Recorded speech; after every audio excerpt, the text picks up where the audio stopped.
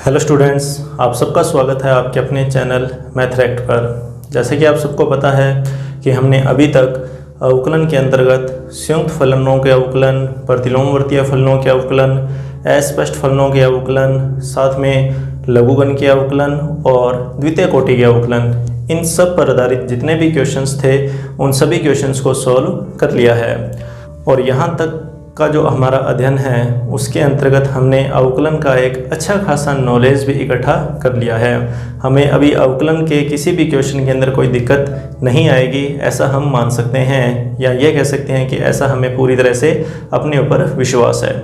अब हमने करना क्या है, हमने एक नया टॉपिक जो कि आपका चैप्टर नंबर 8 अवकलन के अनुप्रयोग है उसे स्टार्ट करना है। और इसे स्टार्ट करने से पहले हम बात करेंगे फिर से अवकलन के एक बेसिक आइडिया की, जिसको हम बोल सकते हैं कि राशियों में परिवर्तन की दर। देखिए, इस टॉपिक को स्टार्ट करने से पहले मैं आपको बता दूं कि अवकलन के जो अनुप्रयोग है इसका यूज़ हम साइंस, इंजीनियरिंग और साथ में हमारी जो डेली लाइफ है यहाँ पर हम करते रहते हैं। किसी न किसी रूप में हमें एक ऐसे अनुमान मिलते रहेंगे या ऐसे हमें उदाहरण मिलते रहेंगे जहाँ पर हम यह समझ सकते हैं कि यहाँ अवकलन का यूज़ हुआ है। अवकलन का वैसे जो परिभाषा के रूप में जो इसका अर्थ है वो यही है कि राशियों में परिवर्तन की दर।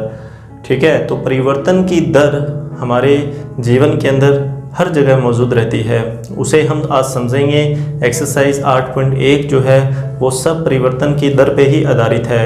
किसी क्षेत्रफल में परिवर्तन की दर, कोई आयतन में परिवर्तन की दर, इसके अलावा और भी एग्जाम्पल हैं, हम उस सब पर डिस्कशन करेंगे आज। तो उससे पहले हम समझते हैं कि परिवर्तन की दर का यहाँ बेसिक मीनिंग क्या है।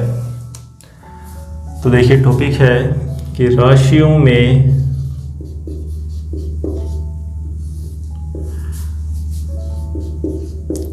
परिवर्तन की दर।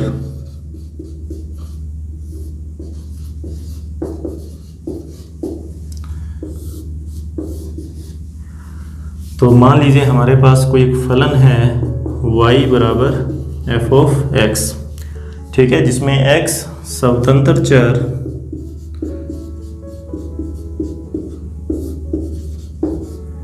और y हम जानते हैं परतंत्र चर। ठीक है, मतलब x का मान बदलोगे तो y का मान भी बदलेगा। x के मान पर y का मान निर्भर करता है, इस बात को हम अच्छे से जानते हैं। अब यहाँ पर परिवर्तन की दर का मतलब देखिए क्या होगा। मान लीजिए कि आपने x में परिवर्तन किया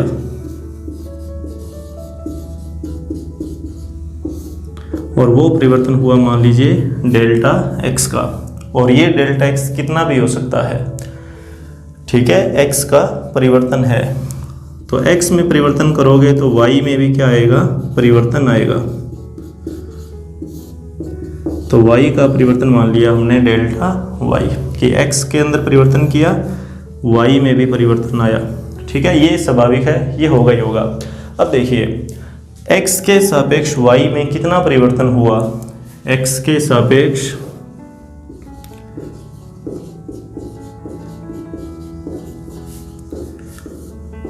y में परिवर्तन की दर, x के सापेक्ष y में परिवर्तन की दर। अब देखिए, ये जो परिवर्तन की दर हम जिसकी बात कर रहे हैं यह दो प्रकार से ज्ञात की जाती है। पहला जो प्रकार है वो होता है औसत परिवर्तन की दर। औसत परिवर्तन की दर, और इसमें तो कुछ भी नहीं करना, बस आपको दोनों का भागफल लिखना है कि डेल्टा y अपॉन में डेल्टा x, और यह हुआ इकाई के लिए। इकाई x के लिए y में कितना परिवर्तन हुआ। ठीक है, x के सापेक्ष y में औसत परिवर्तन की जो दर है वो डेल्टा y अपॉन में डेल्टा x है। और दूसरा जो परिवर्तन का प्रकार है वो होता है क्षणिक परिवर्तन की दर, इसे तात्क्षणिक भी बोल देते हैं। अब यह जो क्षणिक परिवर्तन है इसे समझना है कि क्षणिक परिवर्तन का मतलब क्या है। देखिए यहाँ मैंने आपको बताया कि x में परिवर्तन किया डेल्टा x का, तो x में जो परिवर्तन है वो कितना भी हो सकता है, वो कितना बड़ा हो सकता है, वो कितना ही छोटा हो सकता है। लेकिन जब हम क्षणिक परिवर्तन की बात करेंगे उस समय x में जो परिवर्तन होगा वो बिल्कुल नाम मात्र का होगा, या यूं कहें कि इतना छोटा परिवर्तन होगा कि जिसकी हम कल्पना भी नहीं कर सकते, या वो हमें दिखाई भी नहीं देगा, या उसके बारे में हम कुछ टिप्पणी भी नहीं कर सकते कि इतना छोटा परिवर्तन। कि क्षणिक परिवर्तन की जो दर होती है उसमें डेल्टा x जो होता है वो 0 की तरफ अग्रसर होगा, और इसके संगत यहाँ पर जब हम लिमिट का यूज़ करेंगे, ठीक है, वहाँ जब आप लिमिट लगाओगे इस तरीके से कि delta x tends to 0 limit और delta y over delta x, ठीक है, तो ये जो हमारे पास पद बनेगा इसी को हम बोलते हैं क्षणिक परिवर्तन की दर। और यहाँ इसको इतना बड़ा लिखने के बजाय आसान भाषा में हम डेरिवेटिव के रूप में भी लिखते आए हैं कि d over d x of y, ठीक है। इस चीज़ को समझें अच्छे से कि x के सापेक्ष y में जो परिवर्तन की दर है अगर वो डेरिवेटिव के रूप में लिखी हुई है तो वो क्षणिक परिवर्तन है। क्षणिक परिवर्तन का मतलब कि नाम मात्र का परिवर्तन, बहुत ही छोटा सा परिवर्तन जिसमें x जो है वो अग्रसर है 0 की तरफ, कि x का जो परिवर्तन है वो बिल्कुल ही शून्य है, ठीक है, बिल्कुल ही न्यून है, तो लिमिट के रूप में इसको लिखा जाता है। तो ये चीज़ आपको ध्यान में रखनी है कि किसी एक राशि के सापेक्ष जब किसी दूसरी राशि के अंदर परिवर्तन की दर ज्ञात की जाती है, किसी एक राशि के सापेक्ष दूसरी राशि में जो परिवर्तन की दर है उसे दो प्रकार से लिखा जाता है, औसत परिवर्तन के रूप में और क्षणिक परिवर्तन के रूप में। हम जो यूज़ करेंगे वो किसका करेंगे, क्षणिक परिवर्तन का यूज़ करेंगे, जिसमें हम डेरिवेटिव d का यूज़ करेंगे। और अब हम बात कर लेते हैं आगे क्वेश्चन की कि इसमें क्वेश्चंस किस तरीके के हैं। जो एक्सरसाइज 8.1 है उसमें जो प्रश्न आएंगे वो आएंगे कि जैसे मान लीजिए आपको एक वृत्त दे रखा है और उस वृत्त की त्रिज्या में परिवर्तन किया। अगर हम त्रिज्या में क्षणिक परिवर्तन करते हैं, मान लीजिए कोई एक एग्जांपल ले लेते हैं पहले कि हमारे पास एक वृत्त जिसकी त्रिज्या 3 सेंटीमीटर है, ठीक है, हमने वृत्त की त्रिज्या r का मान लिया 3 सेंटीमीटर, यहाँ लिख लेते हैं वृत्त की त्रिज्या।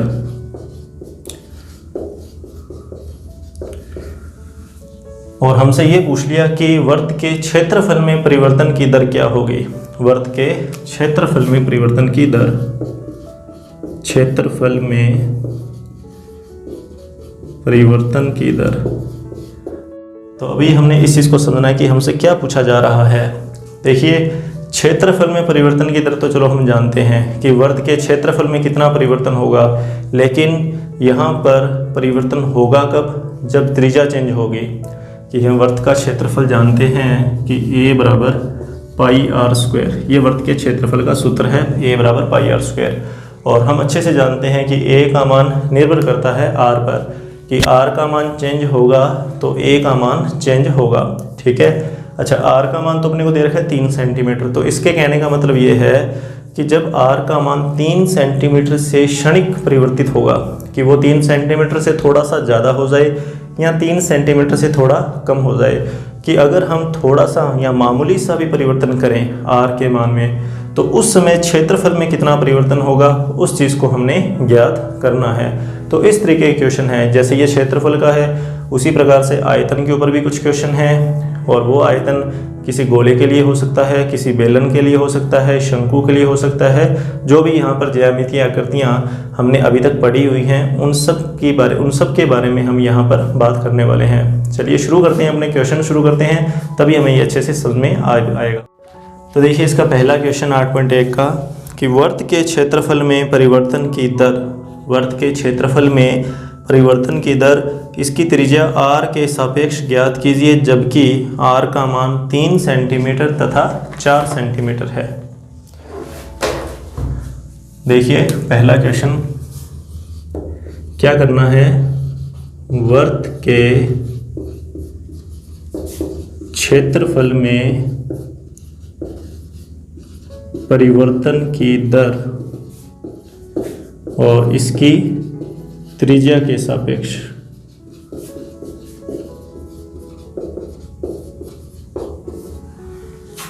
ठीक है, ये क्वेश्चन है कि वृत्त के क्षेत्रफल में परिवर्तन की दर इसकी त्रिज्या के सापेक्ष। तो देखिए सबसे पहले तो यहाँ पर क्षेत्रफल का यूज़ इसने किया है, तो हम क्या करेंगे, क्षेत्रफल को अपनी तरफ से कोई भी एक संकेत दे देंगे। यहाँ लिखेंगे माना वर्त का क्षेत्रफल बराबर a। ठीक है, हमने वर्त का क्षेत्रफल मान लिया a। और त्रिज्या, अब बात करते हैं इसकी त्रिज्या की, तथा वर्त की त्रिज्या, तो त्रिज्या मान ली हमने कितनी, r।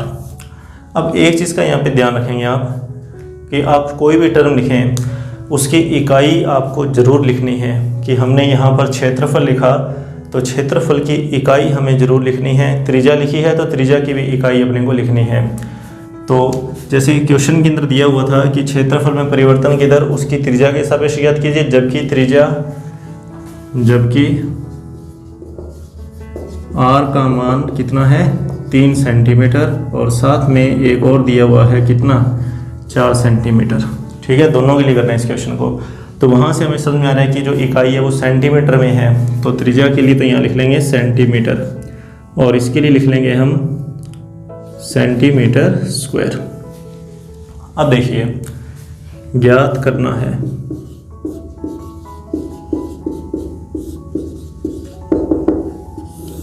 क्या ज्ञात करना है, क्षेत्रफल में परिवर्तन की दर त्रिज्या के सापेक्ष, मतलब d/dr, त्रिज्या के सापेक्ष परिवर्तन की दर किसमें, क्षेत्रफल के अंदर। तो ये मान आपको ज्ञात करना है, तो इसको इस तरीके से लिख लेंगे। तो अब हम अवकलन करना चाहेंगे किसका, a का, तो उसके लिए हमारे पास a का मान भी होना चाहिए। तो हमने वर्त का क्षेत्रफल इसको माना हुआ है ना, तो हम यहाँ पर लिखेंगे कि a बराबर कितना πr², और यहाँ लिखेंगे r के सापेक्ष अवकलन करने पर, तो a का r के सापेक्ष अवकलन dA/dr। पाई कांस्टेंट है, पाई का अवकलन होगा नहीं, r² का अवकलन, आप चाहो तो इसको d/dr के रूप में पहले लिखना चाहो तो वैसे भी लिख सकते हो, डायरेक्ट करना चाहो तो डायरेक्ट भी कर सकते हो। तो हम r² का भी अवकलन करेंगे, r² का अवकलन कितना 2r, और आगे r का r के सापेक्ष अवकलन 1 लिखने की जरूरत नहीं है, मतलब इसको 2πr भी हम लिख सकते हैं, 2πr। तो ये आया क्षेत्रफल में परिवर्तन की दर। अब बात करी है इसने कि कब करना है ये परिवर्तन की जो दर है वो ज्ञात करनी है जब r का मान कितना हो 3 सेंटीमीटर। तो यहाँ लिखेंगे जब r बराबर कितना 3 सेंटीमीटर, तो इसको ऐसे लिखेंगे dA/dr, ब्रैकेट लगाया, यहाँ पे लिखा r बराबर 3 सेंटीमीटर और सामने r का मान लिख देंगे 2π×3, तो ये आ जाएगा 6π सेंटीमीटर स्क्वायर बटा सेंटीमीटर। इस चीज़ का भी आपने ध्यान में रखना है, इकाई आपको लास्ट में जरूर लिखनी है। क्षेत्रफल है ऊपर तो सेंटीमीटर स्क्वायर, नीचे त्रिज्या है तो सेंटीमीटर, और उसको कहीं काट मत देना कि सेंटीमीटर ऊपर स्क्वायर है नीचे 1 सेंटीमीटर है, हम सोचें कि सेंटीमीटर से सेंटीमीटर काट दें 1 सेंटीमीटर रह जाएगा, तो ऐसा काम अपने को नहीं करना। वो अनुपातिक रूप जरूर है लेकिन उसको काटना नहीं है, क्योंकि यहाँ पर हमें यह भी पता लगना चाहिए कि क्षेत्रफल में परिवर्तन हमने ज्ञात किया है किसी लंबाई के सापेक्ष, तो इस चीज़ को आप खास तौर पे ध्यान में रखेंगे। चलिए अब इसी तरीके से इसका सेकंड पार्ट कि जब r का मान 4 है, जैसे ये r का मान 3 के लिए किया, हम ऐसे ही r बराबर 4 के लिए भी करेंगे।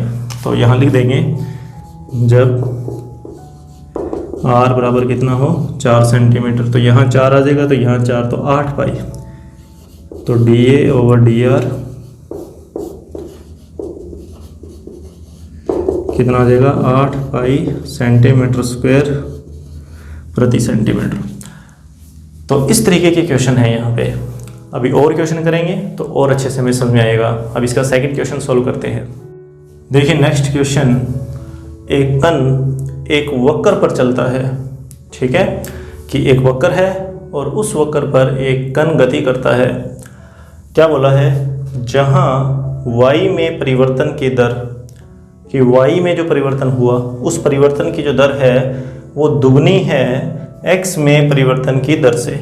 ठीक है, कि जहाँ पर y में परिवर्तन की दर x में परिवर्तन की दर की दुगनी है वहाँ पर स्थित बिंदुओं के निर्देशांक ज्ञात करो। मतलब इस क्वेश्चन के अंदर हमें मान ज्ञात करना है उन बिंदुओं का या उन बिंदुओं के निर्देशांक ज्ञात करने हैं जहाँ पर कण स्थित है और उस समय कण की जो स्थिति है वो ये है कि y में जो परिवर्तन होगा वो x में परिवर्तन का दुगना होगा। मतलब कुछ इस तरीके से है क्वेश्चन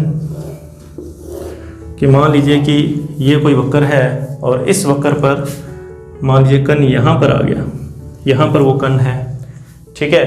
तो यहाँ पर जो भी निर्देशांक होंगे, इस पर जो भी बिंदु है उस बिंदु के जो निर्देशांक x, y ये किस प्रकार से हैं कि y में जो परिवर्तन हुआ वो x के परिवर्तन का दुगना है। y में जो परिवर्तन हुआ x के परिवर्तन का दुगना। चलिए क्वेश्चन सॉल्व करते हैं। प्रश्नानुसार डायरेक्ट लिखेंगे। प्रश्नानुसार y में परिवर्तन की दर तो d/dt ऑफ y, ठीक है, समय के सापेक्ष। यहाँ पर परिवर्तन किसके सापेक्ष हुआ तो वैसे तो दे नहीं रखा, लेकिन आप खुद इस चीज़ को समझिए कि कण जब गति करेगा किसी पथ पर तो उसकी स्थिति चेंज तो होगी, लेकिन वो समय के अनुसार चेंज होगी कि जैसे जैसे समय चेंज होता रहेगा कण अपनी स्थिति को भी चेंज करता रहेगा, क्योंकि कण उस पथ पर गतिमान है, ऐसा इसने बोला हुआ है। तो हम परिवर्तन की जो दर लेंगे वो किसके सापेक्ष लेंगे, समय के सापेक्ष। तो y में परिवर्तन की दर मतलब dy/dt दुगनी है x में परिवर्तन की दर के। ये लीजिए, ये x में परिवर्तन की दर, इसको अनुपातिक रूप में लिया हो, dy/dt 2dx/dt, dt से dt कैंसिल हो जाएगा अनुपातिक रूप होने के कारण। तो यहाँ से dy/dx का जो मान है वो कितना आएगा 2। मतलब y में जो परिवर्तन हुआ x के सापेक्ष वो 2 है। तो यहाँ पर देखिए y दे रखा है और x दे रखा है, तो आप क्या करो y का x के सापेक्ष अवकलन कर दो। तो इस समीकरण का अवकलन करने पर, तो जैसे ही हम इसका अवकलन करेंगे तो dy/dx का जो मान है, देखिए 2/3 कांस्टेंट है, गुणा में है, इसका अवकलन करेंगे नहीं। x³ का अवकलन कितना आएगा, गुणा में 3x², और एक कांस्टेंट इसका 0 हो जाएगा, तो 3 से 3 कैंसिल हो गया। तो dy/dx का मान आया 2x²। चलिए अब क्वेश्चन देखिए। अब dy/dx का मान 2 भी है और dy/dx का मान 2x² भी है। तुलना करेंगे और तुलना करके x के मान ज्ञात करेंगे। तो 2x², ठीक है, और बराबर में लिखा इसके 2 से 2 कैंसिल हो जाएगा, x² बराबर आएगा 1, तो x बराबर आएगा ±1। अब x का मान तो आ गया, y का मान निकालना है। तो x के मान को यहाँ लिखो, तो y का मान 2/3, वही ±1 का क्यूब, फिर +1, एक बार प्लस लेने पर और एक बार माइनस लेने पर। प्लस लेने पे वो +1 बनेगा, माइनस में -1 बनेगा। तो y बराबर 2/3 गुणा में 1 + 1, y बराबर 2/3 + 1, यहाँ से y का मान 5/3। मतलब ये तो आया प्लस लेने पर, ठीक है। आप यहाँ पे लिखना चाहो तो लिख सकते हो प्लस लेने पर, और अब लिखेंगे हम माइनस लेने पर। तो ये माइनस का 1 बनेगा, तो माइनस का 2/3 + 1, यहाँ से y का मान कितना आएगा, 3 - 2 1/3। तो अभी हमने क्या लिखना था, बिंदुओं के निर्देशांक। तो इसका जो फाइनल आंसर है कि x का मान ±1, y का मान 5/3 और 1/3। तो लास्ट में जो हमारा रिजल्ट है वो आएगा, जैसे +1 के लिए 5/3 और -1 के लिए 1/3। तो ये वो बिंदु हैं जहाँ पर y में जो परिवर्तन होगा वो x में परिवर्तन का दुगना होगा। नेक्स्ट क्वेश्चन सोल्व करते हैं। देखिए नेक्स्ट क्वेश्चन, एक 13 मीटर लंबी सीढ़ी दीवार के सहारे झुकी हुई है। समकोण त्रिभुज का क्वेश्चन रहेगा यह है कि ये हमने दीवार मान ली और ये हमने मान ली सीढ़ी जिसकी लंबाई है 13 मीटर, ठीक है। इस सीढ़ी की जो लंबाई है वो कितनी, 13 मीटर। सीढ़ी के पाद को, इस सीढ़ी का ये जो बिंदु है वो कौन सा है, पाद बिंदु।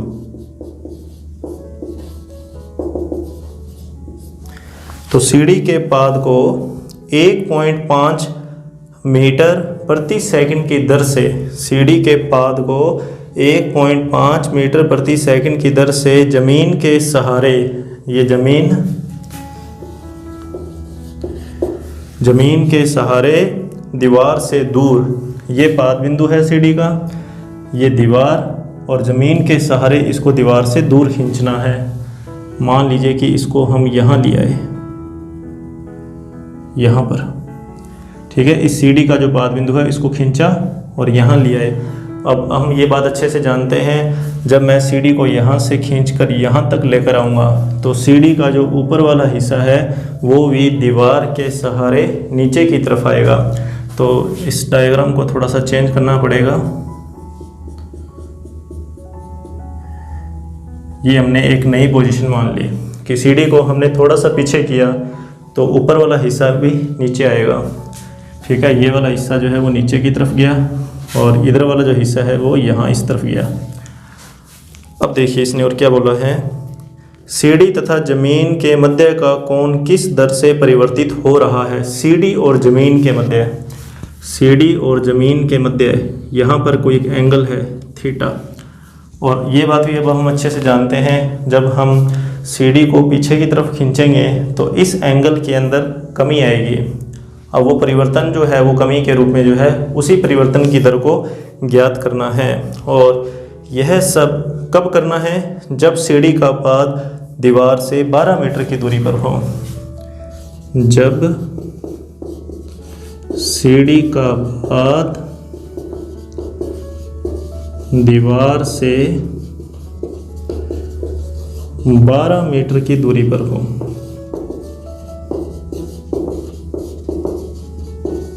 ठीक है, चलिए क्वेश्चन सॉल्व करते हैं पूरा।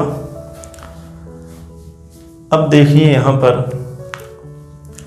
पहले इसको नाम दे देते हैं, फिर अच्छे से समझ में आएगा। ये A, B, C, D और E, ठीक है, नाम दे दिया।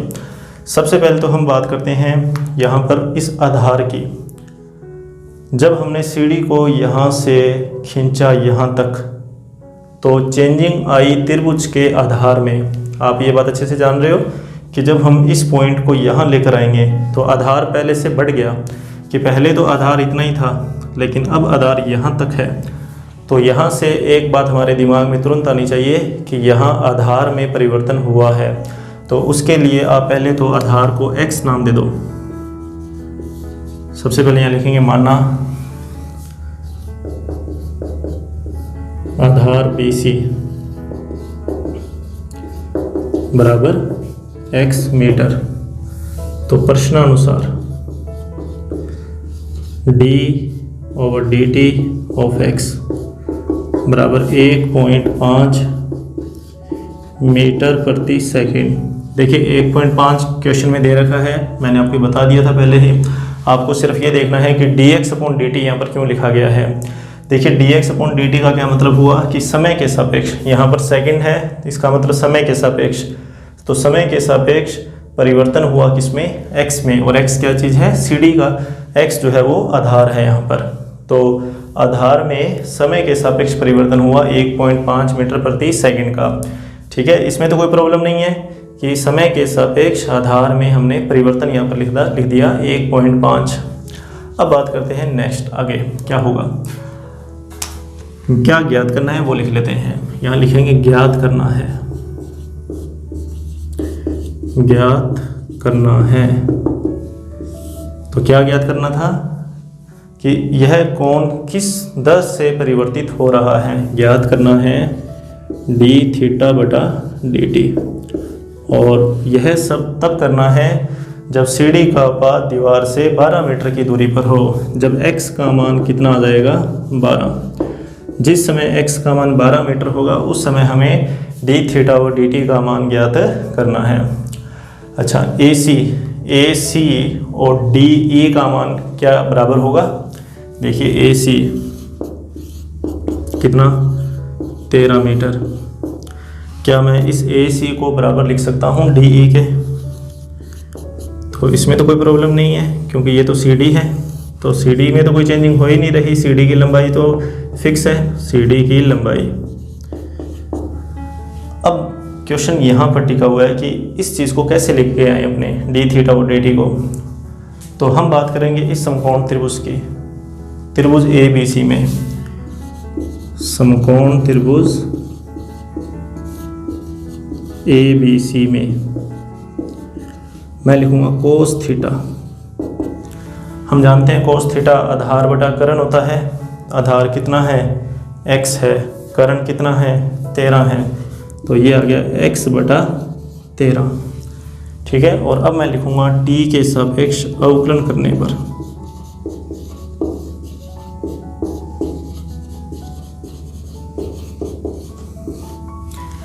तो कोस का अवकलन माइनस साइन, फिर थीटा का भी होगा ना, तो d थीटा अपॉन dt। 13 का होएगा नहीं, कांस्टेंट है, भाग में है। x का करेंगे तो 1/13 को साइड में लिखा, x का अवकलन हुआ dx अपॉन dt। तो dx अपॉन dt का मान हमारे पास है भी कितना? 1.5। लेकिन साइन थीटा का मान कैसे निकालेंगे? ये मेन चीज़ है कि साइन थीटा का मान, और साइन थीटा जैसे कोस को लिखा आधार बटा करण, कोस को तो आधार बटा करण लिख दिया, साइन को लिखेंगे लंब बटा करण। तो लंब का मान तो हमारे पास है ही नहीं, तो अब इस लंब को कैसे ज्ञात किया जाए? तो देखिए यहाँ पर CD का पाद दीवार से कितनी दूरी पर होना चाहिए? 12 मीटर की दूरी पर होना चाहिए। जिस समय x 12 होगा उस समय लंब का मान कितना होगा, ये हमें देखना है कि अगर ये 12 है, ये तो 13 ही रहेगा, इसमें तो कोई चेंजिंग आएगी नहीं, तो ये 13 ये 12, इस लंब का मान पाइथागोरस थ्योरम से आप अच्छे से ज्ञात कर सकते हो। और ये कितना आएगा? 5 मीटर। आप वो ज्ञात कर लेना पाइथागोरस थ्योरम से, उसमें कोई प्रॉब्लम नहीं है। तो माइनस का 5 d थीटा और dt, फिर 1/13 और dx और dt का मान 1.5। और इसको आप सोल्व करोगे, -5 को बटा में लेके जाओगे, d थीटा और dt का मान आ जाएगा।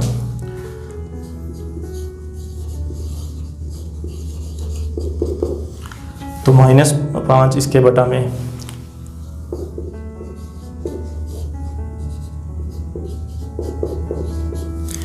तो 5 से उसको 1.5 को काट सकते हो, बाकी इस पॉइंट को हटाओ तो नीचे 0 भी आ जाएगा। अब वो आपके ऊपर है कि आप इस कैलकुलेशन को किस तरीके से सोल्व करते हैं। क्वेश्चन हमारा यहाँ तक कंप्लीट है। आप आगे इसकी इकाई क्या लगाओगे? रेडियन प्रति सेकंड। ठीक है, d थीटा एंगल है तो थीटा की इकाई रेडियन और t की इकाई सेकंड। अब एक चीज़ यहाँ पे आप गौर कीजिए कि माइनस के अंदर हमारा आंसर आया, तो इस चीज़ को भी समझना है कि माइनस में क्यों आया आंसर। तो मैंने आपको यहाँ बताया था क्वेश्चन के अंदर कि जब ये वाला बिंदु जब यहाँ आएगा तो इस थीटा के अंदर कमी आएगी। तो यहाँ देखिए कि थीटा का मान जो है वो पहले से कम हुआ, मतलब थीटा के मान में कमी आई, थीटा के मान में कमी आई, इसी कारण थीटा के जो परिवर्तन की जो दर है वो क्या आई? नेगेटिव आई। आप यहाँ पर क्या लिखोगे कि माइनस चिन्ह कमी को दर्शाता है, कमी को दर्शाता है। तो एक ऐसा ही क्वेश्चन और है, एग्जाम्पल है, उस एग्जाम्पल को आप खुद एक बार ज़रूर सोल्व करके देखेंगे। उस एग्जाम्पल में मैं बता देता हूँ क्या चीज़ है कि यहाँ पर तो एंगल के अंदर कितना चेंजिंग हुआ वो उन्होंने चेंजिंग निकाली। वहाँ पर क्या है कि जब ये पॉइंट यहाँ आया तो किस दर से नीचे आया, वो चीज़ ज्ञात करनी है। बिल्कुल आसान है, एक बार ज़रूर करके देखना। अब हम करते हैं इसका नेक्स्ट क्वेश्चन। देखिए नेक्स्ट क्वेश्चन में आपको एक घन दे रखा है और उस घन का किनारा, ठीक है, घन का जो कोर है उस कोर में परिवर्तन हुआ, वो परिवर्तन हुआ 3 सेंटीमीटर प्रति सेकंड का। ठीक है, घन के किनारे में परिवर्तन की दर आपको दे रखी है, आयतन में परिवर्तन की दर ज्ञात करनी है, और यह सब तब करना है जब किनारा जो है वो कितना हो? 10 सेंटीमीटर हो। बिल्कुल आसान सा क्वेश्चन है, कोई मुश्किल नहीं है। सबसे पहले तो लिखेंगे माना घन का किनारा बराबर a। ठीक है, सेंटीमीटर। प्रश्नानुसार dA/dt 3 सेंटीमीटर प्रति सेकंड लिख सकते हैं ऐसा कि किनारे में परिवर्तन की दर या किनारे में परिवर्तन की दर सेकंड लगा हुआ है तो समय के सापेक्ष, तो यहाँ dt लिख दिया हमने, तो समय के सापेक्ष परिवर्तन की दर 3 सेंटीमीटर प्रति सेकंड। ठीक है, समीकरण नंबर 1 नाम देना चाहे तो दे सकते हो। क्या ज्ञात करना है? आयतन में परिवर्तन की दर, तो यहाँ लिखेंगे माना घन का आयतन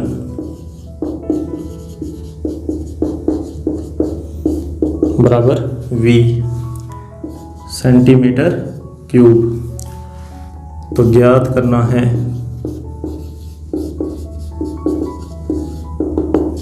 क्या ज्ञात करना है?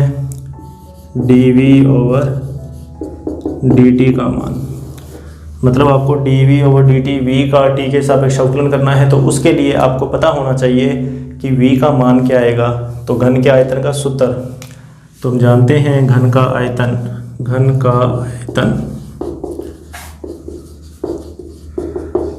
किनारे का घन। ठीक है, भुजा क्यूब भी बोल सकते हैं, एक ही बात है कि घन का आयतन भुजा क्यूब किनारे का क्यूब, मतलब v बराबर a क्यूब। तो t के सापेक्ष अवकलन करने पर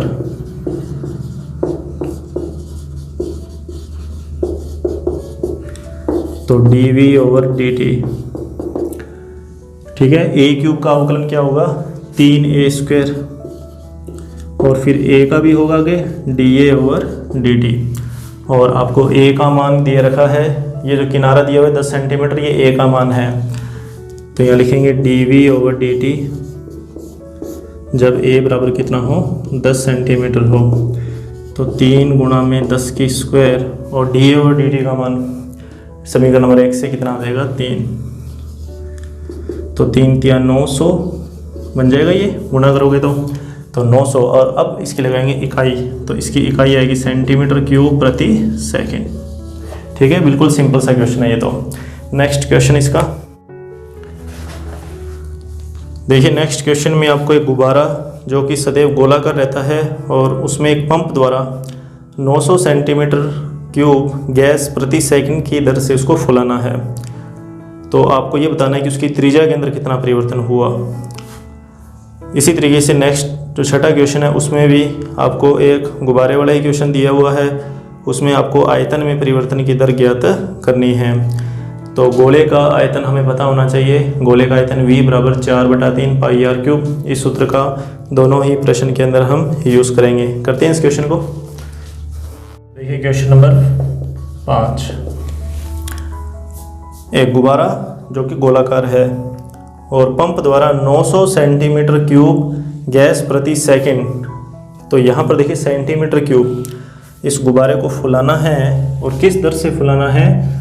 900 सेंटीमीटर क्यूब प्रति सेकंड की दर से ये गुब्बारे को इस दर से फुलाना है। तो इसका मतलब ये जो गोला है उस गोले के लिए ये आयतन में परिवर्तन की दर है, क्योंकि सेंटीमीटर क्यूब लगा हुआ है और यहाँ पर सेकंड है, मतलब मैं सीधा लिख सकता हूँ dV/dt बराबर कितना है? 900 सेंटीमीटर क्यूब प्रति सेकंड। और v क्या चीज़ है?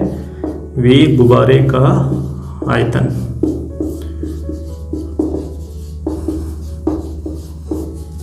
ठीक है, चलिए त्रिज्या में परिवर्तन की दर ज्ञात करना है।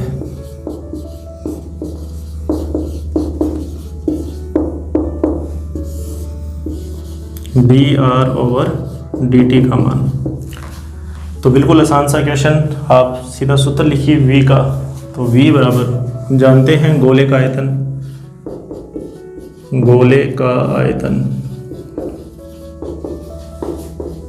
v बराबर कितना होता है? 4/3 πr³। तो इसका आप करिए अवकलन किसके सापेक्ष? t के सापेक्ष। तो dV/dt 4/3 पाई का अवकलन होगा नहीं, कांस्टेंट है, गुणा में है, इसलिए r³ का अवकलन 3r² और फिर r का अवकलन dr/dt। और अब हमें सूत्र के अंदर इसमें मान लिखने हैं जो भी आपको दे रखे हैं। और ये सब आपको कब करना है? ये सब आपको करना है जब आर का मान कितना हो, 15 सेंटीमीटर हो। चलिए d v over D t का मान कितना है, 900, तो यहाँ लिखा 900, 4/3 पाई ऐसा कैसा। अच्छा ये 3 से तो 3 कट ही जाएगा, इसकी ज़रूरत नहीं है, तो यहाँ पर आ जाएगा 4 पाई। आर का मान कितना, 15, तो 15 की स्क्वायर, और D R over D t का मान हमें ज्ञात करना है।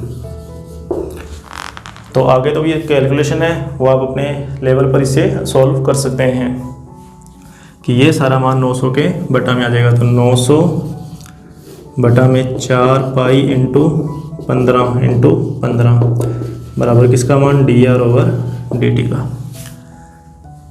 करिए कैलकुलेशन, 15 6 90, 15 चौकी 60, 4 से 4 कट गया, सारे कैंसिल हो गया, बचा क्या, बचा पाई, ऊपर कुछ नहीं है ना, तो 1/पाई, 1/पाई D R over D T, और इसकी इकाई लगा देना, इकाई आएगी सेंटीमीटर प्रति सेकंड। ठीक है, आप लिख देना, मैं लिख नहीं रहा ये।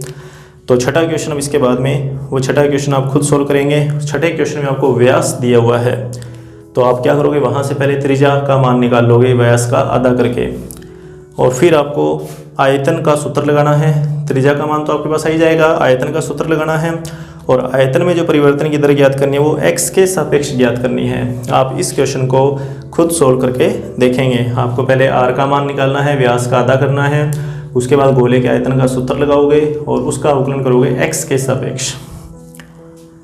और अब बात कर लेते हैं अपने नेक्स्ट 7वें क्वेश्चन की। देखिए 7वां क्वेश्चन और 10वां क्वेश्चन एक ही बात है, थोड़ा मतलब करने का तरीका जो है वो एक जैसा है, अंतर जो है वो फलन का है। करते हैं इस क्वेश्चन को।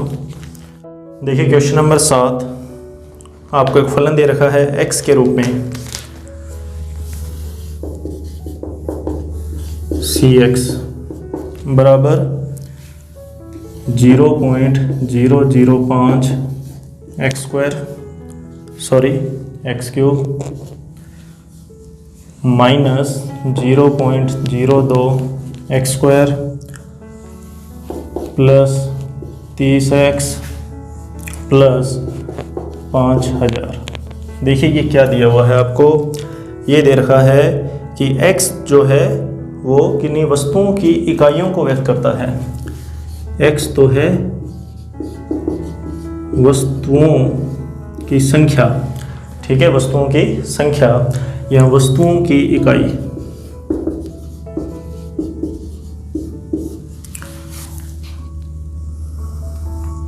और इनका करना है उत्पादन, x वस्तुओं का उत्पादन करना है। उन उत्पादन के अंदर जो लागत है cx, उत्पादन में लागत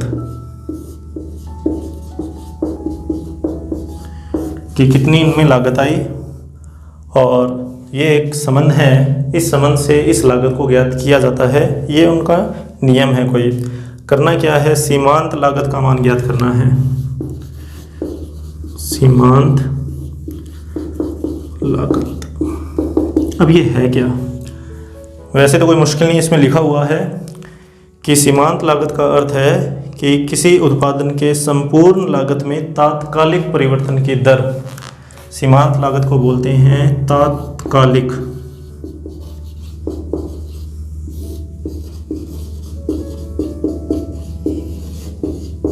मतलब वही क्षणिक परिवर्तन की दर जो मैंने आपको बताया था, तात्क्षणिक परिवर्तन की दर या क्षणिक परिवर्तन की दर। मतलब आपको इसके अंदर क्षणिक परिवर्तन की दर ज्ञात करनी है, मतलब d/dx ऑफ cx, मतलब cx में x के सापेक्ष कितना परिवर्तन हुआ, ये हमारे पास सीमांत लागत है। आपको इसका करना है अवकलन x के सापेक्ष, और ये सब आपको करना है कब, जब वस्तुओं की 3 इकाइयाँ उत्पादित की जाती हैं। कब करना है, जब x बराबर कितना हो, 3 हो। तो बिल्कुल ही आसान सा क्वेश्चन, करिए x के सापेक्ष अवकलन। तो d/dx ऑफ cx, तो ये तो कांस्टेंट है, इसका होगा नहीं। x क्यूब का अवकलन 3x स्क्वायर, 3 आगे आ जाएगा, उसका गुणा कर देंगे यहाँ पर, तो 0.015 x स्क्वायर, फिर इस x स्क्वायर का अवकलन करेंगे 2x आ जाएगा, तो 0.04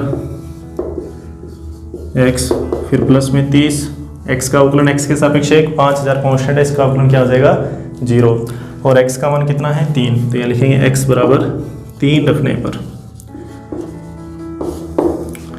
आगे की कैलकुलेशन आप खुद सॉल्व कर लेना, आंसर इतना ही आएगा इसका।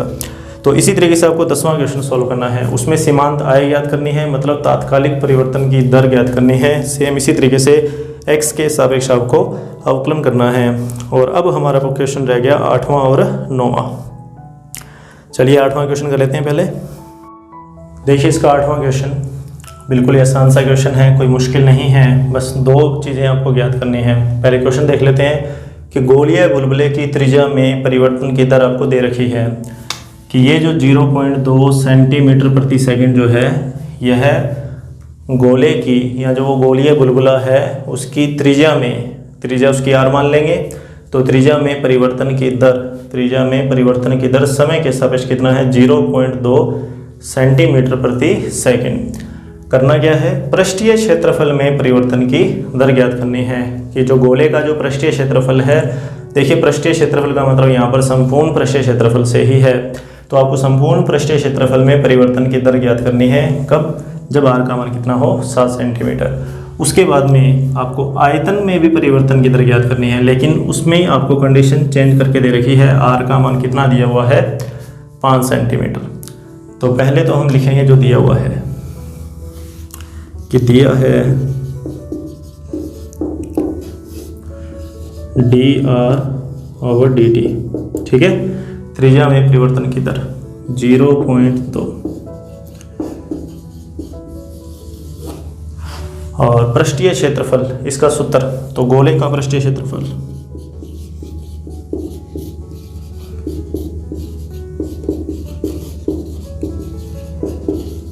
तो S बराबर होता है 4πr², और इसका करना है अवकलन समय के सापेक्ष, तो ds/dt। 4π का तो होगा नहीं, r² का अवकलन हो जाएगा 2r, और फिर dr/dt, r का भी करना पड़ेगा समय के सापेक्ष इसलिए। और अब आपको dr/dt का मान कितना दिया हुआ है 0.2 वहाँ लिखना है, और r का मान कितना दिया हुआ है पृष्ठीय क्षेत्रफल के लिए, पृष्ठीय क्षेत्रफल के लिए r का मान कितना दिया हुआ है 7, तो यहाँ लिखेंगे r बराबर 7 सेंटीमीटर और dr/dt बराबर कितना 0.2 सेंटीमीटर प्रति सेकंड रखने पर, तो ds/dt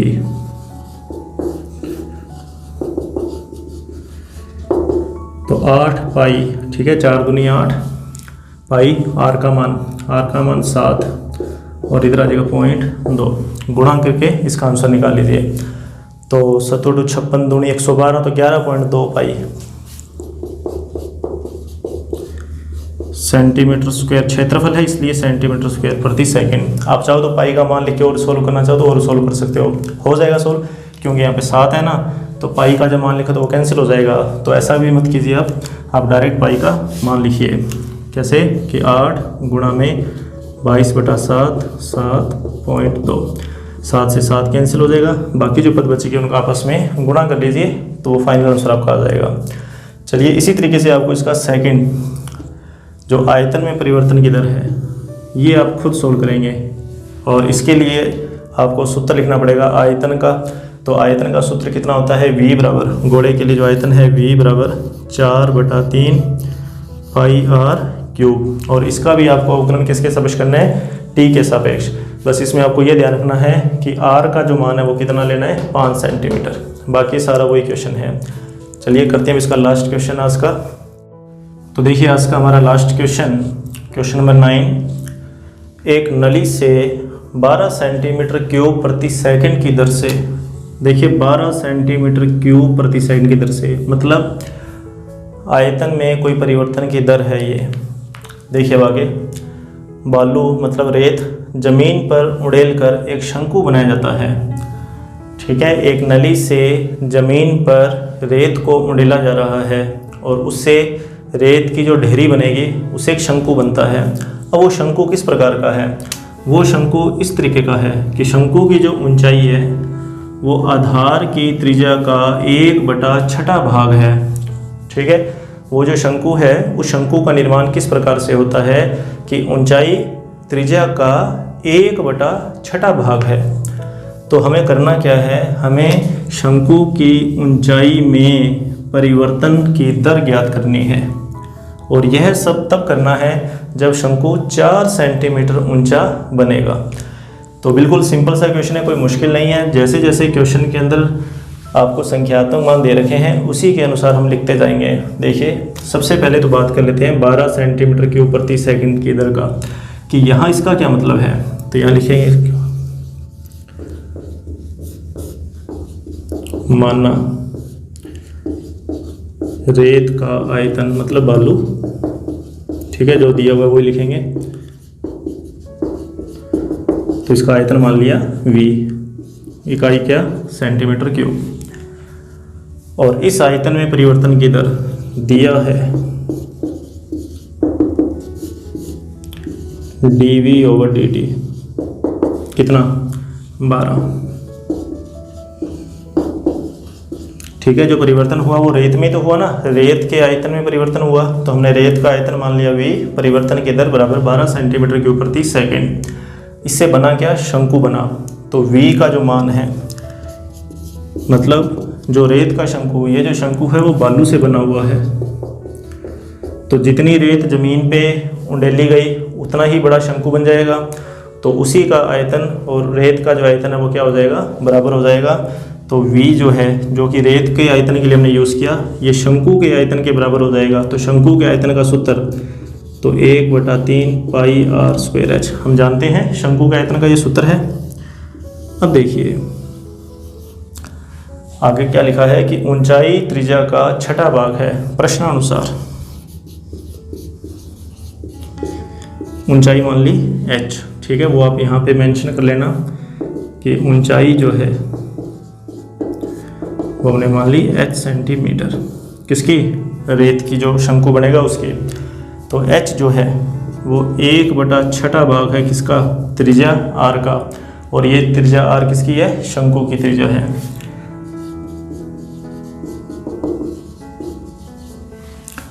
तो यहाँ से आप क्या करो, r का मान निकाल लो।